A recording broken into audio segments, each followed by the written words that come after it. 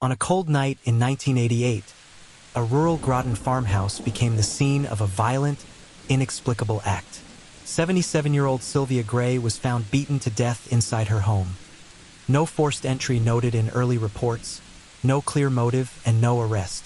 Neighbors who had known her for decades described a quiet life. Investigators found a scene that suggested a struggle and a killer who left no obvious trail. In a region already haunted by unsolved attacks across the Connecticut River Valley, the death of an elderly woman in her own house raised urgent questions. Was this a random act of violence, a targeted attack, or part of a larger pattern? Files were opened, interviews recorded, and leads chased.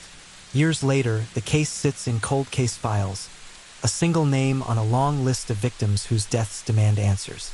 Tonight, we reconstruct the last known hours, examine the people who knew Sylvia, and lay out the investigative gaps that have kept this case unresolved. We do this not for sensation, but to keep a life from being reduced to a file. You're watching Enter the Crime. We revisit forgotten cases and press for answers. Tonight, the 1988 death of Sylvia Grey in Groton, Vermont. We'll present the background, an hour-by-hour timeline, and the current cold case status. On a winter morning in 1988, a routine welfare check in rural Groton turned into a homicide investigation. 77-year-old Sylvia Grey was found inside her farmhouse, dead from blunt force trauma. The discovery shattered a quiet community and launched an investigation that has never produced a conviction. Tonight, we reconstruct the last known hours, examine the evidence, and track the leads that remain open. This is a case of a life taken in a place where neighbors trusted one another, and a file that still waits for answers. First responders arrived after a neighbor reported Sylvia missing when she failed to appear for a planned visit. Inside the home, they found signs of a struggle and injuries consistent with blunt force trauma. The scene was secured, and investigators began a standard canvass. In small towns, the first hours are critical. Witnesses are neighbors, not strangers. Those first interviews would shape the investigation. Sylvia was known in Groton as steady and private. She kept a small garden, maintained her home, and relied on a network of neighbors for daily contact. She lived alone. In a town where people checked on one another, her absence was noticed quickly. That ordinary routine is what made her vulnerable and what made the delay between attack and discovery consequential. Investigators documented blunt force injuries and signs of disturbance inside the home. Early reports did not note forced entry, which complicated the case. Without clear signs of how an assailant entered, detectives had to rely on witness accounts and routine patterns to reconstruct the timeline. Evidence collection began under the constraints of 1988 forensic practice. Forensic tools in 1988 were limited compared with today. DNA testing was in its infancy. Investigators relied on fingerprints, fibers, and witness statements. Items were collected and logged, but preservation standards then did not always match modern expectations. Those limitations would matter later, when new techniques might have helped if evidence had been preserved differently. Detectives canvassed neighbors, asking about unusual vehicles, visitors, or sounds. In a small community, people remember routines: who came by, who left late, who was out of place. Early interviews produced names and recollections, but memories conflicted. Some neighbors reported nothing unusual. Others recalled a vehicle seen on the road that night. Those discrepancies would complicate the timeline. Investigators worked to establish Sylvia's last confirmed contacts. The last reliable point was a routine afternoon visit and a missed appointment the following morning. Without surveillance cameras or digital records, the timeline depended on human memory. That gap, the hours between last contact and discovery, became the central window investigators needed to fill. The interior showed signs of a disturbance consistent with a struggle. Objects were displaced.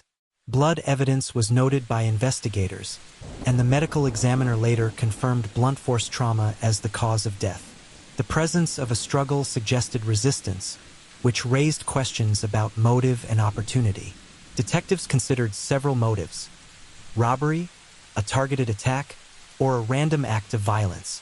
There was no clear sign of theft beyond minor disarray. No known disputes or threats were reported by neighbors. In cases like this, motive is often the hardest element to prove without a suspect or a confession. Sylvia's death occurred during a period when several violent, unsolved attacks were reported across the Connecticut River Valley. Investigators compared methods and timelines to assess possible links. While not every case is connected, regional patterns forced detectives to consider whether a transient offender or a serial actor could be responsible. Evidence was collected and logged, but later reviews noted gaps in documentation and preservation. Chain of custody records are critical when retesting evidence decades later. Where records are incomplete, the ability to apply modern DNA or trace analysis can be compromised. That reality has frustrated families and investigators alike. As years passed, memories faded.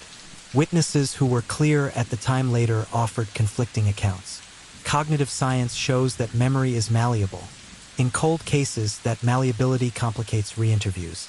Detectives must weigh original statements against later recollections and look for corroboration. Groton responded with shock and sustained grief. Neighbors held informal vigils and kept Sylvia's memory alive through small acts of remembrance. In small towns, a single violent death reverberates widely. The community's vigilance kept pressure on authorities to pursue leads and to keep the file from being forgotten. Despite leads, the investigation produced no arrest.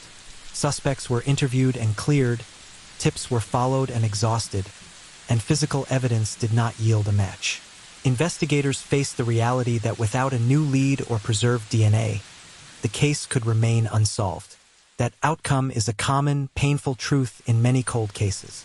Since 1988, forensic science has advanced dramatically. DNA profiling, genetic genealogy, and improved trace analysis have solved cases once thought impossible.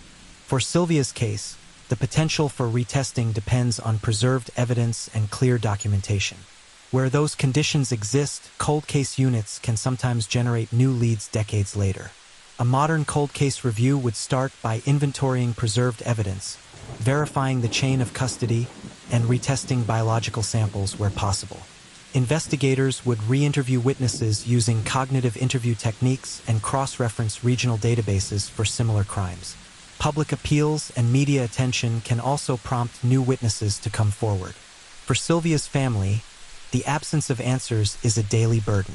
They have lived with anniversaries that reopen grief and with the uncertainty that comes from an unsolved homicide. Families often become advocates, pushing for renewed attention and for the application of modern techniques. Their persistence keeps cases in the public eye. Unsolved homicides raise a civic question. How does a community ensure justice when evidence and memory fade? The answer lies in sustained attention, proper evidence preservation, and the willingness of institutions to revisit old files. Cold cases test the capacity of the justice system to correct past limitations. As of now, Sylvia Grey's case remains unsolved and classified as a cold homicide. Investigators welcome tips and any information that could identify a suspect or clarify the timeline. The file remains open for review should new evidence or credible testimony emerge. The community continues to remember and to press for answers. Reported timeline day -1, routine and last confirmed contacts. Afternoon. Sylvia follows her normal routine. Household chores, tending a small garden, and brief visits or phone calls with neighbors or relatives. In small rural towns, these routine contacts are the primary welfare checks. Late afternoon/early evening. A neighbor or relative notes the last confirmed contact. This is the last reliable point of reference for investigators reconstructing the timeline. Day 0, the night of the incident, evening, overnight. Evening. No verified visitors are recorded in public summaries. In rural settings, visitors are often remembered by neighbors. The absence of such reports becomes an investigative clue. Night. If an assault occurred during the night, the attacker likely left before dawn. Because Sylvia lived alone, the window between attack and discovery can be long. Time of death may be estimated by medical examiners, but the exact hour is often uncertain without witnesses. Day 1, discovery and initial response. Morning, afternoon. Morning. A missed routine contact prompts concern. A neighbor, family member, or postal worker checks on Sylvia after she fails to appear for a planned visit or task. Her body is discovered inside the home. First responders are called. On-scene assessment. Emergency personnel confirm death and note blunt force trauma. Police secure the scene, establish a perimeter, and begin preliminary documentation. Photographs, notes, and basic evidence collection start immediately. Afternoon. Detectives conduct an initial canvass of the area, asking neighbors about unusual vehicles, visitors, or sounds. They record the names of people who had recent contact with Sylvia and compile a list of potential witnesses. Day 2 to 7, early investigative actions. Forensic work. The medical examiner performs an autopsy to determine cause and approximate time of death. Samples are collected for toxicology and any available trace evidence. In 1988, DNA testing was limited. Investigators relied on fingerprints, fibers, and witness statements. Canvass and interviews. Detectives re-interview neighbors, friends, and family. They check phone records, recent visitors, and any recent disputes or unusual activity. They search for signs of forced entry, theft, or staging. Evidence processing. Items from the scene are logged and sent to regional labs. Investigators compare the method of attack with other regional unsolved crimes to assess possible links. Weeks 2 to 12, follow-up and pattern analysis. Leads development. Tips from the public are logged and followed. Investigators may re-examine vehicle sightings, transient activity, or persons recently seen in the area. Regional comparison. Given multiple unsolved violent crimes in the Connecticut River Valley era, detectives review similarities in method and geography to determine whether to coordinate with neighboring jurisdictions. Long-term cold case transition. Months to years. If leads do not produce a suspect, the active investigation transitions to a periodic cold case review. Advances in forensic science may prompt retesting of preserved evidence if available. The case remains open but unsolved until new, credible evidence emerges. The official status of Sylvia Grey's case is cold but open. Investigators close the initial emergency response and follow up without identifying a suspect. Over time, the active investigation transitioned to periodic review by local and state authorities. No charges were filed, and no public confession or credible forensic match has emerged. The case sits among Vermont's unresolved homicides and is subject to the same practical limits that affect many decades-old investigations. Early scene documentation and evidence preservation practices in 1988 were limited by the era's forensic standards. Chain of custody records, detailed evidence logs, and biological samples, if not preserved or properly documented, reduce the chance that modern DNA or trace evidence techniques can produce new leads. Where items were preserved, retesting could be productive. Where they were not, investigators must rely on witness testimony, circumstantial links, and pattern analysis. Sylvia's death occurred during a period when multiple violent, unsolved attacks were reported across the Connecticut River Valley. Law enforcement has compared methods and timelines to assess possible connections to other unsolved cases in the region. While some similarities exist in victimology and attack patterns, no definitive link has been established that would identify a single perpetrator across cases. That regional pattern keeps the possibility of a transient or serial offender on the table, but it does not substitute for case-specific evidence. A modern cold case review would prioritize 1. Inventory and verification of all preserved physical evidence and chain of custody documentation. 2. Retesting of biological material with current DNA methods, and, where appropriate, genetic genealogy. 3.